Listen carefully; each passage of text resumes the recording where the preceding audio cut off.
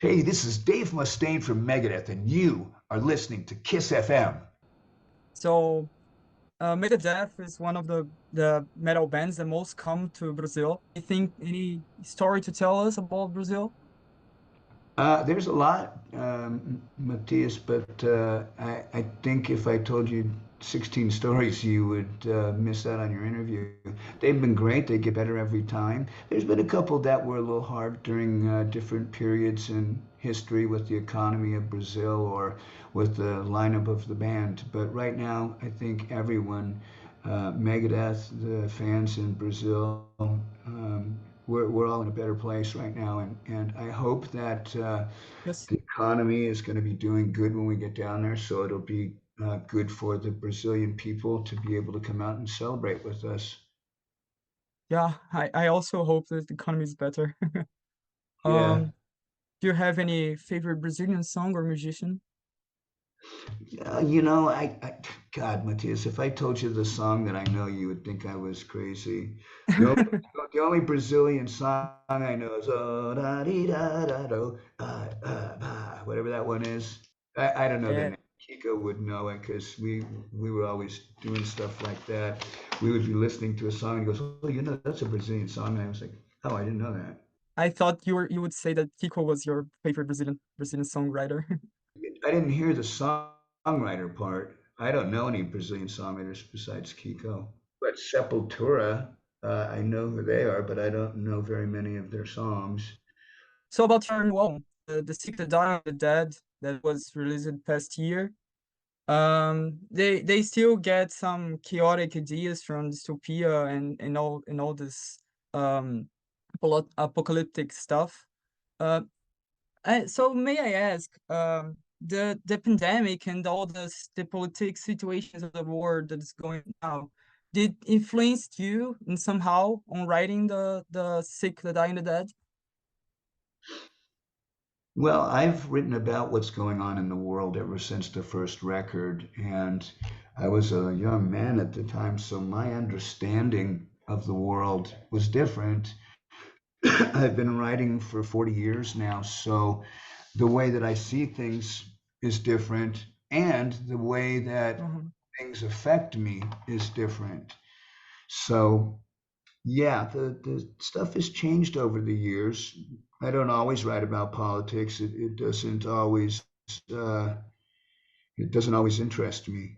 One song specifically from this album, the Dogs from Chernobyl, it was about something you that was going on with your health, right? Sure. Dogs of Chernobyl was about a movie that I saw that was called, I think it was called Chernobyl, and it was these kids that had gone on a tourist excursion, and it took them to the nuclear reactor where the Chernobyl reactor was that melted down and evidently is still melting down. Um, so I watched that and I noticed that there were these dogs in the movie. And I was so sad to think, people were told to leave Chernobyl, leave now. And how Mhm. many people left their dogs? I couldn't leave my dog. My dog's True. a family member. I just couldn't do that. I wouldn't do that. So I thought about that and I thought, man, that's a really good metaphor for a relationship. When if you were in love with somebody and they just decided, no, I'm done with Matthias. I don't ever want Ah, to look back. I'm not going to say anything. And you're going, where's my significant other? Where's my soulmate? Where is she? Where'd she go? Or he or whatever, right? mhm. And that's how those dogs, I imagine, felt like, where's my owner? Dogs have feelings too, and True. all living things have feelings, and I thought that would be a great love song. And the end of it is about somebody who has gotten radiation poisoning, and the Mhm. doctor who had done my radiation for my cancer helped me write the stuff at the end of the song. So that might be what you heard. You got the real deal now. You've got the absolute 100% truth. Yeah, his name's Uh, Anthony Smilek. That's a really interesting last name, and that's the guy. He's the radiation doctor, Oh, true. and he's the one that helped me write the That lyrics, the fast part at the end of Dogs of Chernobyl. You know, because s- I would have to go to schooling for many, many years to know all the things that we listed in the end there with your guts liquefying and true. all that stuff, because that's gnarly, and I wanted to be right. I didn't want to just say, "Oh, zombie apocalypse," dun dun dun dun. I wanted it to No, be I got it. It's better to have someone who knows about the stuff you want to talk about in the total, music. totally. Uh-huh.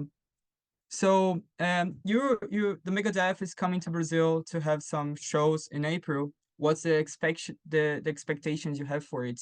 And can you tell us something about the set list? Set list is going to be 90 minutes. We're going to have a bunch of new songs in there. We've got a new guitar player playing. Kiko needed to go home to stay with his family, and it was a Oh, really oh, great time together for a while. And now we've got a replacement that Kiko had recommended for us that is a really great fit. I think that the stage and everything that the fans are going to see production wise, that's going to be new too. So, we're not just little old Megadeth anymore with, amps mm-hmm. and a backdrop. We've got a real show this time. Oh, so the other ones was not a real show. This one is the one who counts. This one will be the one that will destroy Well, everything. there's a difference between a concert that doesn't really have a show, right? You can have Uh-huh. a concert that has people playing like a classical concert. The music Mm-hmm. is so intense, and these guys are some of them are seeing it for the first time. They have to sit down and read. So for us, we've had concerts that have been fun. We've had backlines that were cool. We've had set cards that had you know designs on them, but we've never really had a big stage. We Mm. never made that transition because um, we're still growing at the time. Right now, we're playing the size venues that we can have that kind of production. Oh, got it. So once you talked about Kiko, I want to ask about him also. Um, if there's any chance that he can get up on the stage for one song at least that like we can see you guys playing together because I never saw you guys playing all together and I'd like to, but I don't know Yeah, if there's any chance. um, you know, eh, I don't think right now that's something that Kiko's interested in because he left for a reason to be with his family. He needs to be there.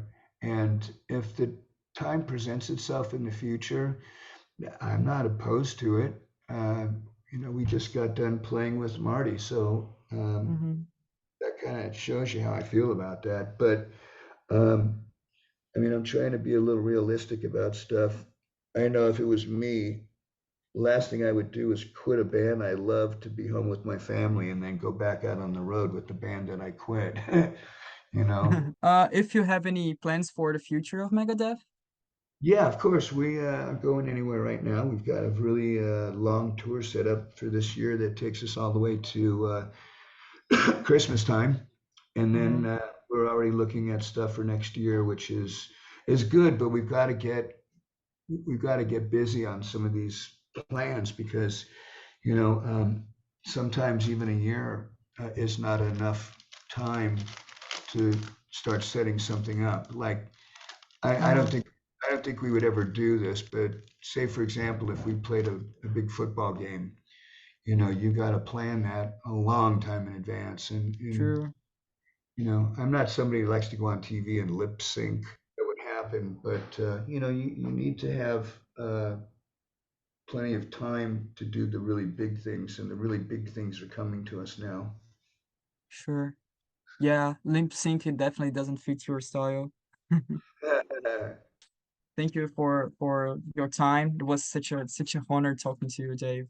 Thanks, man. Hey, is that picture? Are you at a racetrack? Oh yeah, I was at Lollapalooza. You were a Lollapalooza. Yeah. was my first cover of Lollapalooza. I was doing like the photo shoot stuff.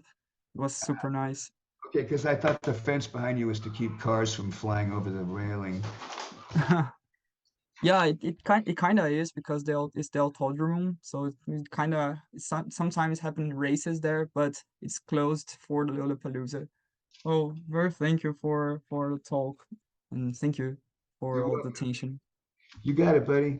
Come say hello when we're down in Brazil, okay? Oh, for sure I will. Okay, brother. I'll see you there. See you, Dave. Bye bye. Bye.